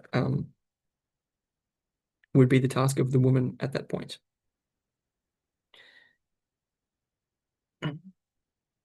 Yes, and he says that if one gave up the claim to victory over the anima, possession by the figure of the magician ceased, and one realized that the mana truly belonged to the midpoint of the personality, namely the self. Yeah.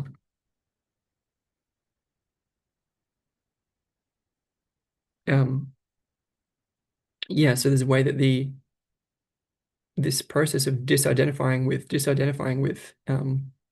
these contents of the collective unconscious and personal unconscious leads to the self being revealed as the center of personality. Um, I guess the insights here is that Jung had to do more work before he was able to stand behind his revelations. And that work, he had to do more spiritual work, and that work of disidentifying with his persona and shadow and anima and wise old man took the rest of his life. And I mean, it does reveal the self as the center of consciousness, but the rest of him was getting in the way until that point.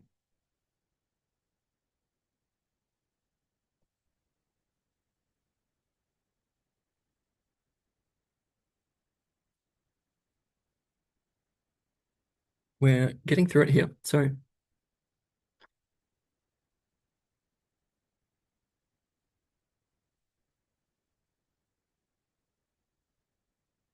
this is a bit more about the self. So the self becomes the new center of personality. It's behind the wise old man figure as the new center to which the mana, the power, belongs. Um, Psychic power. Yeah, yeah. So the assimilation of the contents of the mana personality leads to the self. Um, of this of about the self, Jung wrote, "It might as well be called God in us. The beginnings of our whole psychic life seem to be inextricably rooted to this point, and all our highest and deepest purposes seem to be striving toward it." Yeah. Jung's description of this, it's the thing is, it's not just the emerging center, it's not just the emergence of a new center of personality in the individual's life, it's also the emergence of a new God in collective life. It might as well be called God in us. Jung's description of the self conveys the significance of his realization following his Liverpool dream. Quote, the self could be characterized as a kind of compensation for the conflict between inner and outer.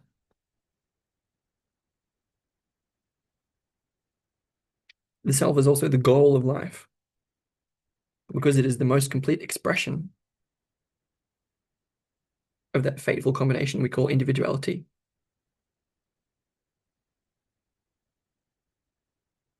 With the experiencing of the self as something irrational, as an indefinable being to which the I is neither opposed nor subjected, but in a relationship of dependence, and around which it revolves, very much as the earth revolves around the sun, then the goal of individuation has been reached. I'm going to repeat that. He's saying that when we experience the self as something irrational, as an indefinable being to which the I is neither opposed nor to which it's subjected, but is in a relationship of dependence and around which it revolves,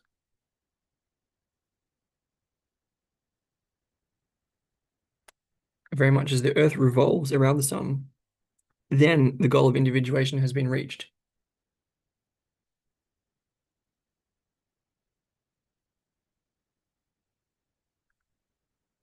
I think on my argument earlier, it would give rise to the phenomenological feeling that the screens and our expression through those screens were able to take the take upon themselves the burden of egotism, and that the remaining emptiness, um, where we look in upon that center, could sort of take the point of view of the self, or maybe it all together would be the self. Anyway, that's not so important at this point. Let's move on. Yeah, so why did he stop writing? Why did he stop working on it, on the Red Book? Um, in his afterword, written in 1959, he said, "My acquaintance with alchemy in 1930 took me away from it," the Red Book. "The beginning of the end came in 1928 when Richard Wilhelm sent me the text of the Secret of the Golden Flower, an alchemical treatise. The contents of the book found their way into actuality, and I could no longer continue working on it." So,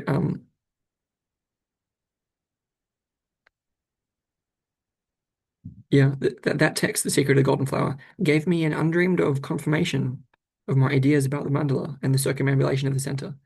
This was the first event which broke through my isolation. I became aware of an affinity. I could establish ties with someone and something. So, yeah, there's a way that The Secret of the Golden Flower was a turning point for Jung in discussing it.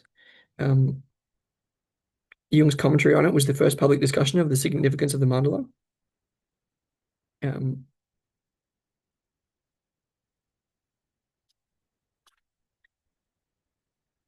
um, mm, yeah, so it's the first. It's the form of the work is crucial. This commentary on Secret of the Golden Flower, because yeah, The form of the work was crucial. Rather than revealing the full details of his own experiment or those of his patients, Jung used the parallels with the Chinese text as an indirect way of speaking about it, much as he'd begun to do in Chapter 5 of Psychological Types. And this allegorical method now became his preferred form. That's absolutely striking because allegory, like the method of not stating it directly, is actually essential to the form of the thing, which actually allows me to reframe the entire criticism. Um,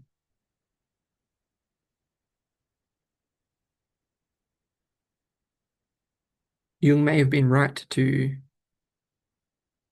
disidentify in the way that he claimed. Let's keep exploring it because there's a way that using allegory, using symbol, using an indirect way of getting at something is an essential ingredient, not optional, and that if one were to over-identify with or too quickly identify with one's revelation, that would not then be available. So the allegorical method that now became his preferred form as a result of reading The Secret of the Golden Flower.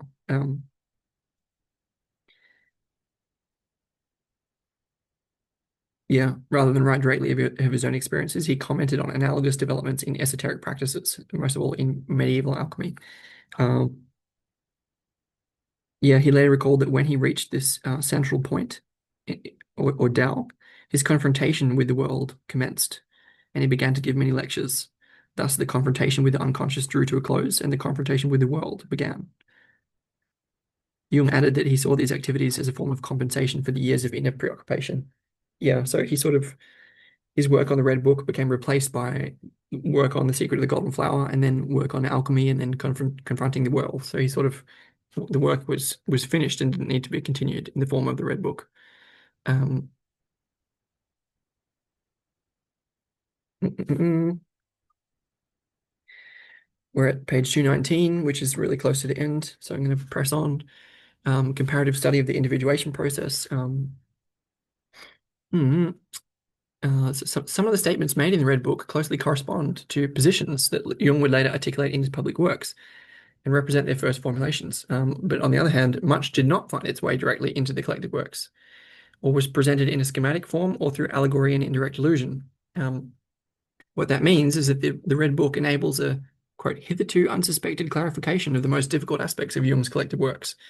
So we can't really understand Jung's later work without studying the Red Book. But in the same time, the collected works can be understood as a commentary on the Red Book, so each mutually explicates the other. Um, Jung really saw um, his confrontation with the unconscious as the source of his later work. He recalled that all his work and everything that he had subsequently achieved came from these fantasies and imaginings. Um, yeah, he expressed things as well as he was able in clumsy, handicapped language. He often felt as if gigantic blocks of stone were tumbling down upon him. One thunderstorm followed another. He was amazed it hadn't broken him as it had done others. Um, yeah, on Jung's own terms, the Red Book could be considered to contain, among other things, an account of the stages of his process of individuation. Um, but in subsequent works, he tried to point out the general schematic common elements to which he could find parallels in his patients and in comparative research. Um, so connecting to other people's processes, obviously. Yeah, in retrospect, he then described the Red Book as an attempt to formulate things in terms of revelation. He hoped that that would free him from his burden, but he found that it didn't. He realized he had to return to the human side of science and draw conclusions from the insights which he'd gained. Elaboration of the material in the Red Book was vital, but he also had to understand his ethical obligations, and in doing so, he paid with his life and his science in terms of trying to understand.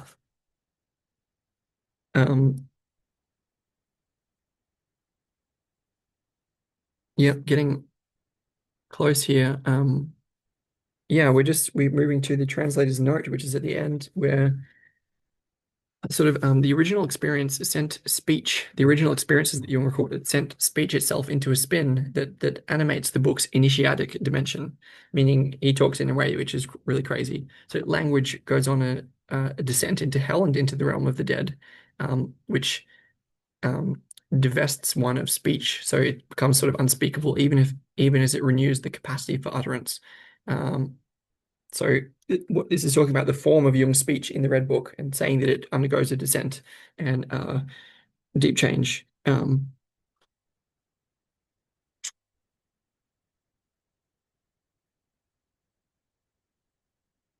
I don't think I will. Do I want to go into this? Yeah, it's not very long, so I will do it briefly. So this is again more about that, like the power and limitation of words. So being able to speak things directly versus allegorically are an important theme here because they come with different strengths and weaknesses, different advantages and disadvantages.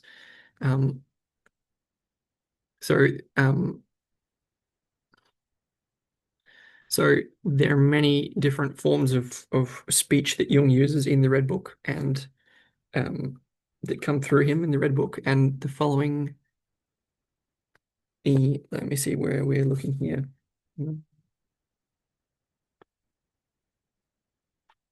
Yeah, so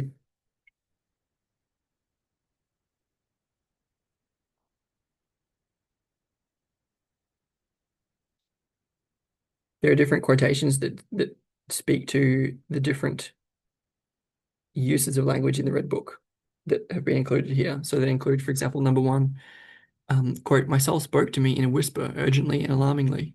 Words, words, do not make too many words. Be silent and listen.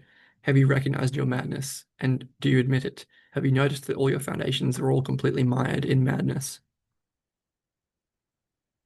So this is speaking to not knowing too much, not speaking too much, like listening more.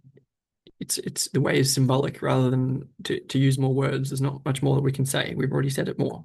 Um, we've already said too much. Yeah, well, maybe this is my mistake. Jung Soul says there are hellish webs of words, only words. Be tentative with words, value them, for you are the first to get snared in them, for words have meanings. With words you pull up the underworld, a word, the paltriest and the mightiest. In words, the emptiness and the fullness flow together. Hence, the word is an image of the God.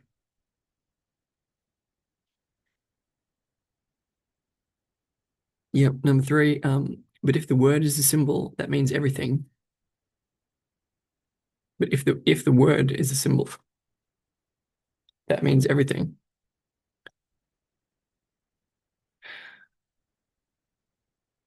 When the way enters death, sorry, but if the word is a symbol, it means everything. When the way enters death and we are surrounded by rot and horror, the way rises in the darkness and leaves the mouth as the saving symbol, the word.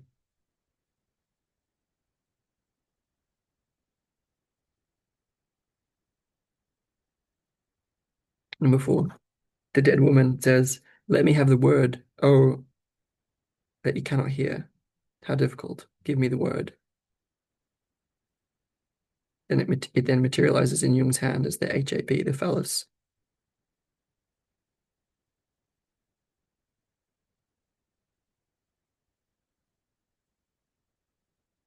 Yeah, it sounds like, yeah, Jung's soul really wants to be allowed to speak. Number five, Jung's soul, you possess the word that should not be allowed to remain concealed. You possess the word that should not be allowed to remain concealed. Six, Jung, what is my word? It is the stammering of a minor, as in a child.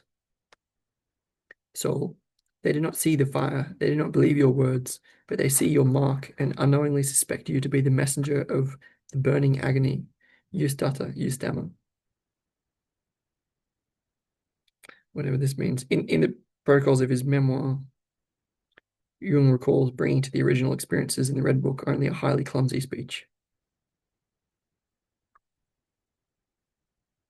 Yeah, yet one instance strongly belies this later emphasis.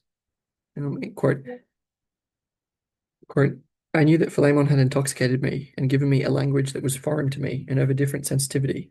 All of this faded when the god arose, and only Philemon kept that language. This last instance indicates that Jung later attributed the mantic dithyrambic speech of the second layer of the Red Book I mean, everything before the scrutinies to for Flamon, it was Flamon who had that. Um,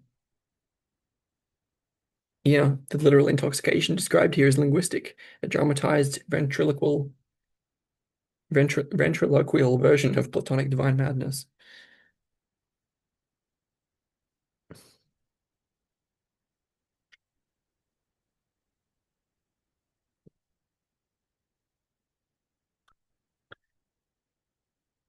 Anything else here?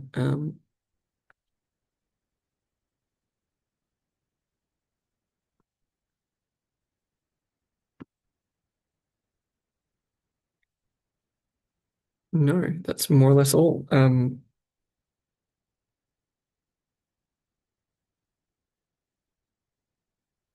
That simply feels like a natural stopping point. So,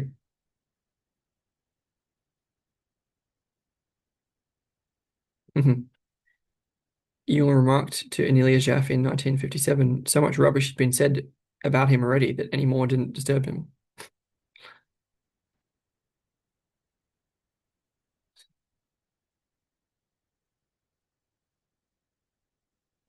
The task now would be to actually read it.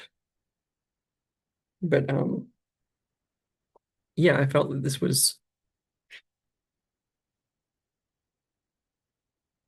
Whoop, hang on, there is a little more here. I felt this was important in approaching the understanding of psychological types and dreams, which is going to follow from this.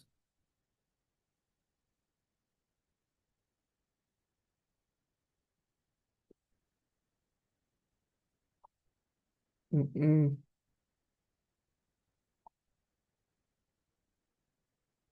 Just checking the last bit. Yeah, at the end of the Liber Secundus, the second book, Jung's soul has ascended to heaven, following the reborn God.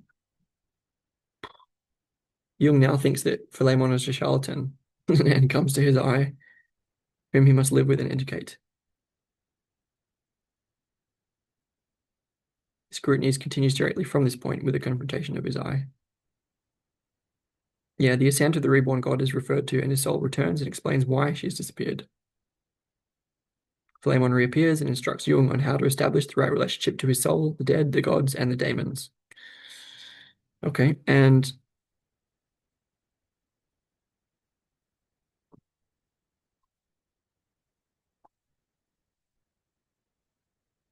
no, that's all fine.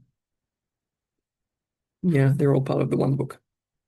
And then it begins. So that, for the moment, is going to be more or less the end of talking about the Red Book, the introduction to the Red Book, and it's yeah, certainly it's approaching its significance to the current moment and to myself.